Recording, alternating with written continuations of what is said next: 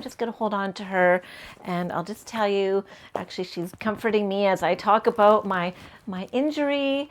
Okay, this part is about our history. And she discovered that we are related to Lucy Maude Montgomery, the author of Anne of Green Gables. So I think that's pretty exciting.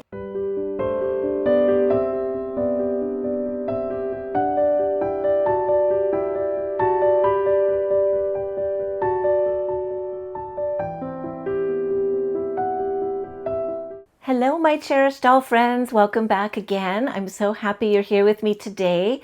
In my last video, my birthday video opening my Brienne doll, I was telling you a little bit about my Granna, and I asked you in the comments if you'd be interested in hearing some of her stories from long ago in the 1920s. I'll have to look up when she was born, actually. And I had an overwhelming response that yes, you did want to hear her stories. So I have one that I'm going to read today. And I thought I would try, one person had suggested that I pick a doll on theme of the story that I'm going to read.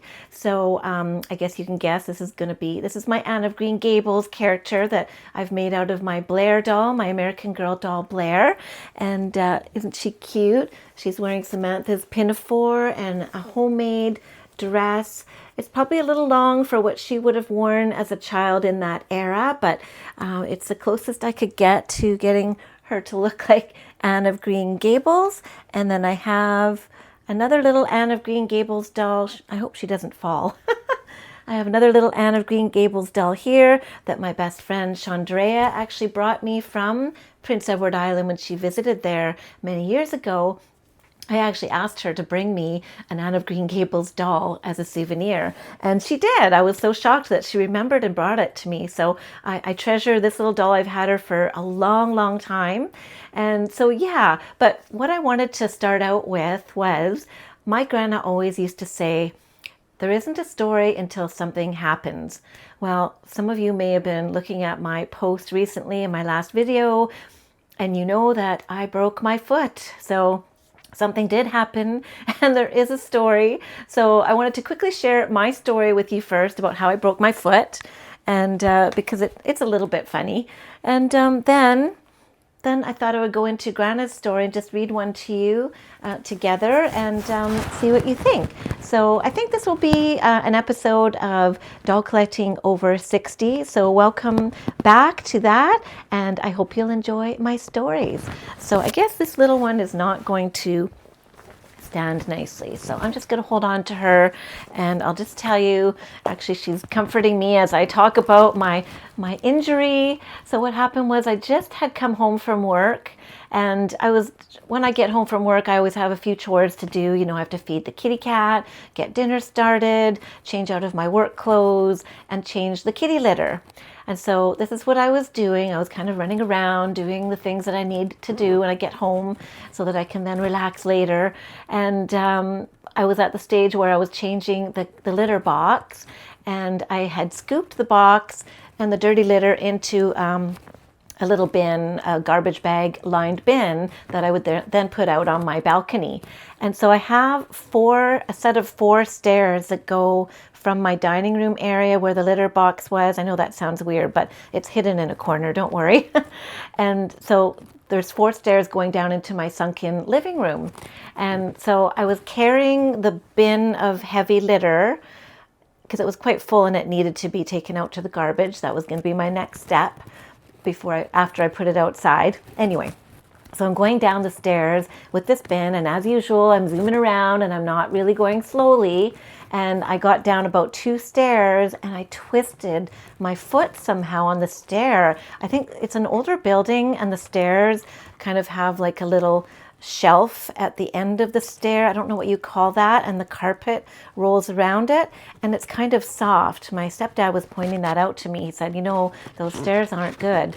That's probably why you fell. So I guess I landed on the edge of the stair, twisted my foot, and broke the 5th metatarsal, I think it's called, the weight-bearing bone of this foot. So I hit it. I felt a crack. I felt the pain, and I felt this rush. I guess that was the rush of blood that's going in to make the bruise and start the healing. And I just kind of I don't even know how I made it to the bottom of the stairs, and I managed to pull the balcony door open on one foot and put the bin outside just to finish the task that I was doing. And then I kind of just rolled onto the floor, and I was laying there on the floor, and I was hyperventilating and thinking, what just happened? I know I broke my foot, and how could that have happened? And I'm hyperventilating and breathing heavy, and I live alone, so I was kind of feeling a little panicky, but I know that my son lives close by, just down the path in another unit nearby. And so somehow I made it. I think I was crawling to the kitchen, and I'm not sure why I ended up in the kitchen, which was around the corner from where I had landed. And I was in the kitchen thinking I need to call my son, but how am I going to do that? I thought my phone was in the kitchen, but I guess it wasn't. I kind of peeked around the corner and noticed that it was on the coffee table in the living room, and I didn't want to crawl back over there. So I decided to yell really loud, "Hey Siri." I don't want to say it too loud so my phone doesn't call.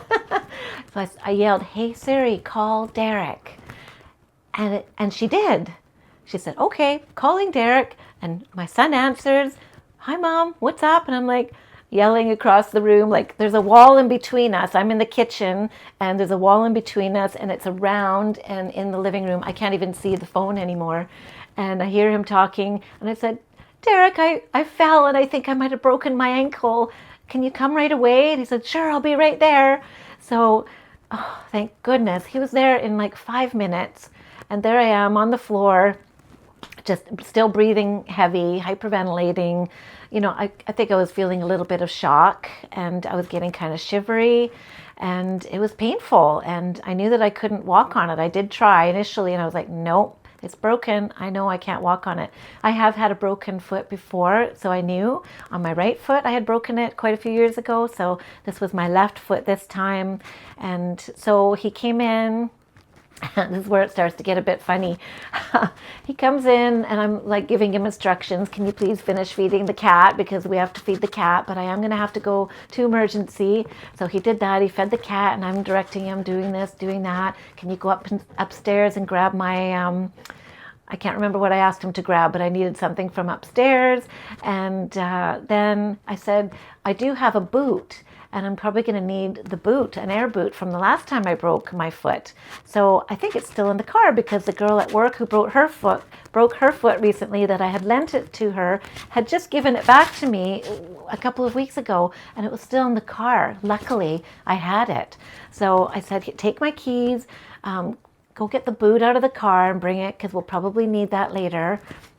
And he said, "Mom, I have a walking stick at home. I'll go home and tell Robin where we're going." That's his fiance. "And I'll get the walking stick." I'm like, great. So we've got a plan. So I'm still on the floor, just kind of in shock. He goes and does all that, comes back with the boot. And he comes back with this huge walking stick. It was his grandpa Moose's. Moose was a big guy, and he had this really tall, huge walking stick that he had carved and embellished with. It was a beautiful stick. So this big walking stick, and so I'm 5'2", and my son is 6 feet. So we make it out the door. I've got the stick. Derek's holding out his arm like this, and I'm thinking, this is not a date. I need to like hold on to you, right? So I'm trying to figure out where to grab him, and he's saying, well, maybe around my shoulder, and his shoulder is way up here, and I've got this huge stick that's too big, and my foot is broken, and it's just not working. It's not working. So I suggested, gee, would you consider, maybe you could piggyback me? I mean, hopefully I'm not too heavy for you. Do you want to try? He goes, okay, Mom, sure, we can try that. So he gets down, and I managed to jump on his back, and he's holding me. I said, I'm not too heavy, am I? He goes, no, Mom, you're fine. You're quite light. So And I don't know if you've seen my video that I made recently of, it's a meditation with dolls video. And in that video, I do walk outside around my building, and you can see the trees and the woods and a little bit of the area of where I live. And you can see that when you leave my house, you go up a set of 6 stairs, and there's a path. Then you go up 6 more stairs, and then there's another windy path and more stairs up to the parking lot. So it's not an easy feat to get up there. And so here he is, he's got his mother on his back. We get up the 2 flights of stairs, and he's commenting to me, "Gee, Mom, I don't think we've ever done this before. It seems to me the last time we did it, you were piggybacking me as a little kid." And we got kind of a chuckle out of that. So we're making our way to his car. It's evening now, it is dark. And it has been icy recently, so keep that in mind. So we make it to the car, and this is where it's kind of funny. He's slowly trying to slide me off his back, and and gently let me down, and I'm trying to be careful too. All of a sudden, he slips on the salt because it was ice, and they had salted the driveway, and I fall. I fall right off his back. I landed on my back, but I have a purse backpack. And so I had that on my back, and that kind of saved me because I kind of just leaned back and fell gently on my back. It wasn't like a hard fall. I was already sliding off his back anyway, and he was letting me down, but then he slipped at the last minute and let me go. And then I landed on my back. Luckily not on the broken foot. It was so funny. He felt so bad, but I was just in hysterics. It was really funny.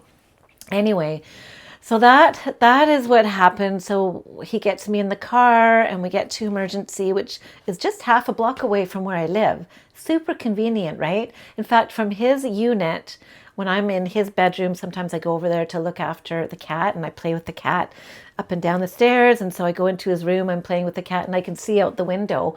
He has the same kind of view as I do out here, except he's closer to where the hospital is, and you can actually see the hospital from his window. You can see the emergency entrance. That's how close the hospital is to us. So super convenient. And so it was an easy drive, just drive down there, park. I don't even remember how he got me in. I did end up in a wheelchair eventually, but I don't know at what stage that happened. It's a bit of a blur. So the funny part of the story was when I fell.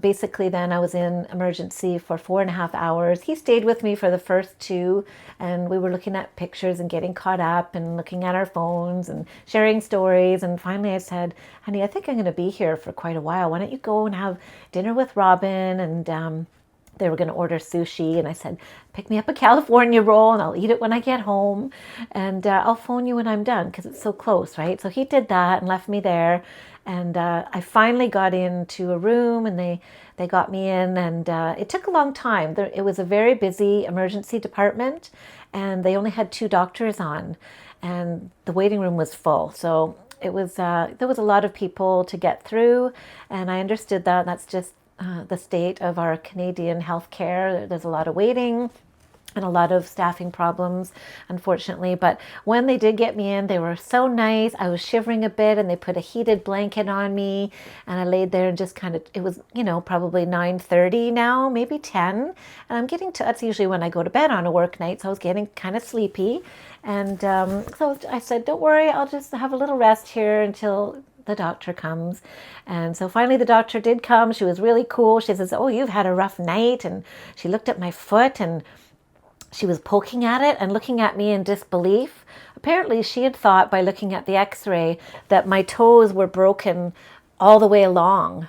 But then when she was pressing on them, she was like, "Does that hurt?" I'm like, "No." "Does that hurt?" "No." "Does that hurt?" "No." So it only hurt on the outer side of my foot where that bone was. She says, "Well, that is good news then. You have a broken," I think she called it the metatarsal number 5.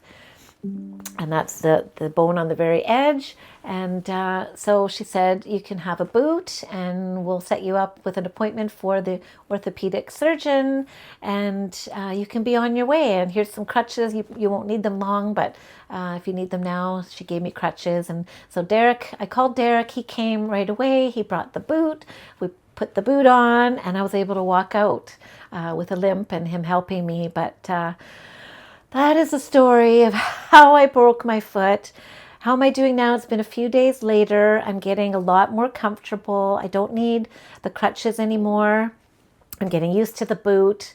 I've got another boot for my right side, like just my regular boot, like for walking outside, but it's got a bit of a heel, which is good because it levels me out, because the boot makes me uneven, and I was walking quite funny and it was getting sore on my hips. So I've leveled myself out now, and I'm able to walk and be independent and get around. It was really tricky at first. I have 3 flights of stairs in my house. The first day I was going up and down the stairs on my bottom. And slowly I got using the crutches and the railing, I was able to get up. Now I can actually use just the railing and step up one step at a time. So I am managing to do all my chores. It's very slow. But yeah, so it's going to be about 4 weeks in the boot, 6 weeks before it heals, and I think about quite a bit longer before it heals completely. But I can still go to work because it's my left foot. So I can still drive because I use my right foot for driving. And I still have a couple of days off, and I go back to work on Wednesday. So wish me luck. It's going to be a long day. I am a dental receptionist. And once I'm up this huge flight of stairs at work, once I'm up, I'm good because I sit in a rolling desk chair, so I can just roll back and forth and do everything that I need to do at work. It's not really going to slow me down too much, except for maybe the filing and stuff. I have to stand up and do some filing, but the other girls can do that. So I think I'm going to be okay. On to the next story. Like I said, my Granna always said, there isn't a story unless something happens. So the story that I decided to read to you, nothing really happens other than sort of coming to know something about our family. So I'm going to read a little bit of this. Her book is called, this is her first book, it's called Of Laughter and Living by Ella Cale Smith. That's her book. She's self-published and went all over British Columbia and promoted herself, having her books on the ferries and in gift stores, in small towns. And I'll let you just, I don't know if you can read any of that there. You could pause and read a little bit about my Granna. And that's her there. She passed away quite a few years ago now. I needed to look up when that was, and I haven't done that yet. Okay, so I'll need my glasses for reading, and I might show you some other pictures along the way so you're not staring at me reading the whole time. But this is a picture of me and Granna on one of our birthdays, one of the many birthdays we shared together. My mom had bought us each a beautiful bouquet of flowers, and there we are sitting together. I treasure this picture. I keep it in my room beside my bed. And yeah, I loved my Granna. She was a very cool lady. So let's read a little bit of this story. They're not very long. They're all like little short stories in here, a couple of poems, but this one relates to the theme of Anne of Green Gables. So it's called A Peek into the Past. My mother's girlhood home on Prince Edward Island, perhaps 125 years old, was barely visible from the road because of the overgrown shrubbery and weeds that had taken possession.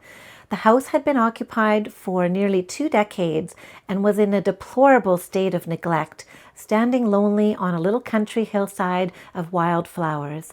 As we eagerly yet cautiously pushed our way through the waist-high tangle, the house seemed to sense our approach.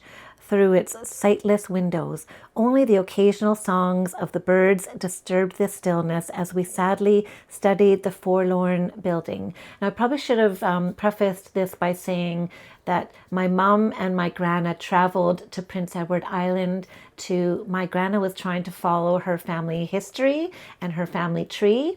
And she was doing a lot of research on our family tree. And so this was a part of that process, going back to PEI and going back to the old homes of some of her family members. So that's what this description is about here. I probably should have said that before I started reading. It was a large 2-story home set close to the ground with a clapboard siding of faded cream and a black roof. A porch extended across the front of what probably was the original house. Later, a big addition provided extra accommodation for the growing family. The main section had a dormer on one side, just above the ground floor bay windows. The front porch, now deteriorating, was framed in gingerbread trim with elaborately turned supporting pillars. From this porch, a peaceful, surely unchanged, pastoral setting stretched for miles, with not a building in sight. We were denied a look at the interior as the structure was boarded up, a wise precaution as the flooring undoubtedly would be quite unsafe. My California sister, along with my daughter and myself, had journeyed to PEI to learn more of our heritage. Oh, sorry, I guess she did explain that in the story after all. Always my mother had rhapsodized about those long ago days spent happily by her beloved brook at Montrose near Alberton. As her father had owned both a grist and a lumber mill, the source of power for these was a water wheel driven by that same brook. We found no trace remaining of the mills. We spoke in hushed tones near the house, as though in a cathedral, then fell silent, as each of us seemed to be transported back magically to the late 19th century and pictured life as it might have been then. Which of those upper bedroom windows would have been our mother's? Did she, perhaps, signal from there to her best friend Grace, who lived higher on the hill and across the brook? What were her thoughts during the day dreaming by her brook? Even the brook must have been vastly different then. Now its course was being choked by the encroaching undergrowth. As a young woman, how excitedly our mother must have dressed up for visits from our father. By horse and buggy he would have hastened from Alberton to their rendezvous over the 5 miles of red dirt road, common to the island. When wet, the soil is truly a rusty red. Perhaps they were married in the quaint little church nearby. Many relatives are interested in the tranquil Montrose cemetery sheltered behind that church. The babbling of the nearby brook and the sweet songs of the birds interrupted our reverie. They were the only sounds natural to the area. We were the intruders. With a last lingering look, we departed reluctantly, leaving the house to memories of happier times. A home in sharp contrast to my mother's was visited within a few days. That of her grandfather at Stanley Bridge. This 150-year-old residence had been occupied, fortunately, and well maintained throughout the long years. It was situated on a knoll with a superb view of New London Bay near Anne of Green Gables country. My great-grandfather had owned a ship chandlery alongside. Only recently that was demolished by the present owners to improve their view of the sea. This was a large 2-story home also, but of a glistening white clapboard topped by a cheerful red roof. It, like my mother's, was snuggled close to the earth as though for protection against the harsh winds of the maritime winter. The high-peaked dormer dominating the front entrance had 2 smaller, adjoining dormers with attractive arched windows overlooking the road below.